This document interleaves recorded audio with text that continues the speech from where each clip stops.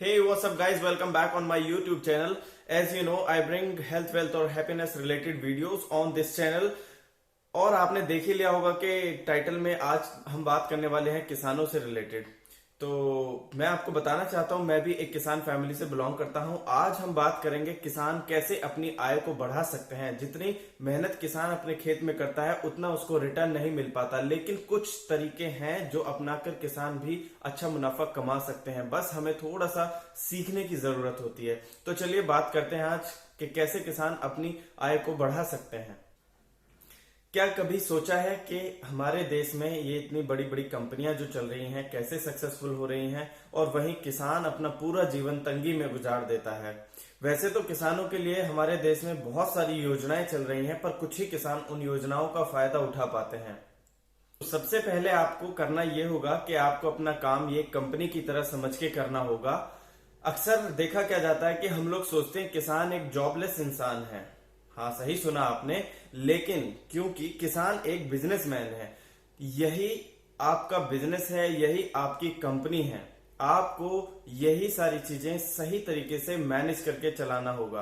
पर क्योंकि कहीं ना कहीं किसान शिक्षा के अभाव में ग्रो नहीं कर पाता है, तो आप लोगों को सोचना होगा कि आप कोई सामान्य काम नहीं कर रहे हैं। और अगर आप ये समझ के काम करें कि आप एक कंपनी में काम कर रहे हैं, जैसे उस कंपनी में सभी पूरा लेखा जोखा प्रॉपर तरीके से आप रखते हैं, जैसे आमदनी, खर्चे, लाभ, हानि, सभी चीजों को आप मैनेज करते हैं, ठीक उसी तरह खेती में भी आप ये सारी चीजें सही तरीके से व्यवस्थित रूप से मैनेज करें तो आप भी अच्छा मुनाफा कमा सकते हैं।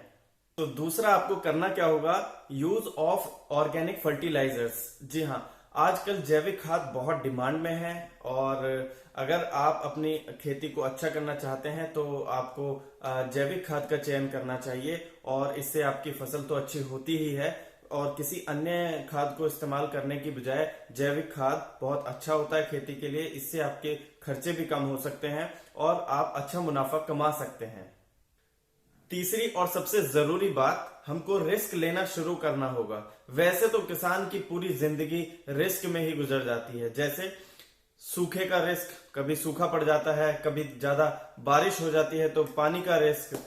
लेकिन मैं एक नए रिस्क की बात कर रहा हूं, जो जैसे किसी एक कंपनी में कंपनी को ग्रो करने के लिए नई नई चीजें की जाती हैं, नए नए रिस्क लिए जाते हैं, ठीक उसी तरह आपको भी एक नई फसल बोकर रिस्क लेना शुरू करना होगा।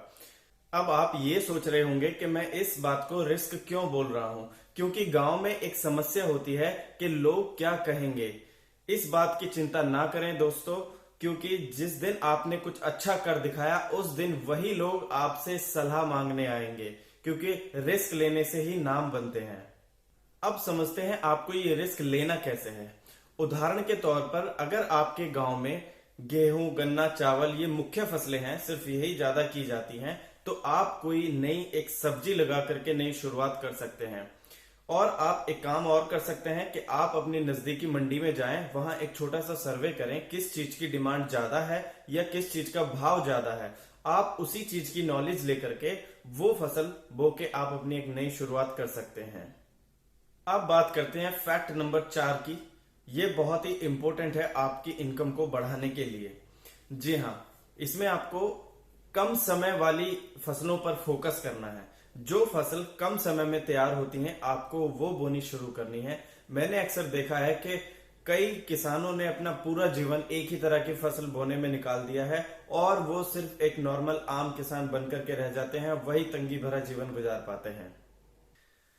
हम लोगों को समझना होगा कि खेती यही हमारी कंपनी है, यही हमारा बिजनेस है।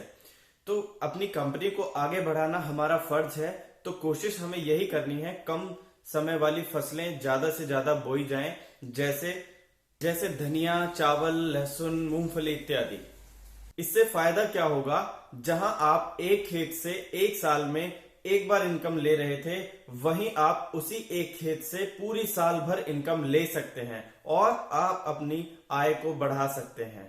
जी हाँ, उम्मीद करता हूं दोस्तों आपको वीडियो पसंद आई होगी, मेरे विचार से आप सहमत होंगे और मैं भी आपसे यही उम्मीद करूंगा कि अब आप इन विचारों को फॉलो करके आप अपनी कंपनी को, अपनी खेती के इस बिजनेस को ग्रो कर सकते हैं। तो अब आपको नेक्स्ट वीडियो किस टॉपिक पर चाहिए मुझे कमेंट करके बताएं। अगर आप चैनल पर नए हैं तो लाइक करें, शेयर करें और सब्सक्राइब जरूर करें। थैंक्स।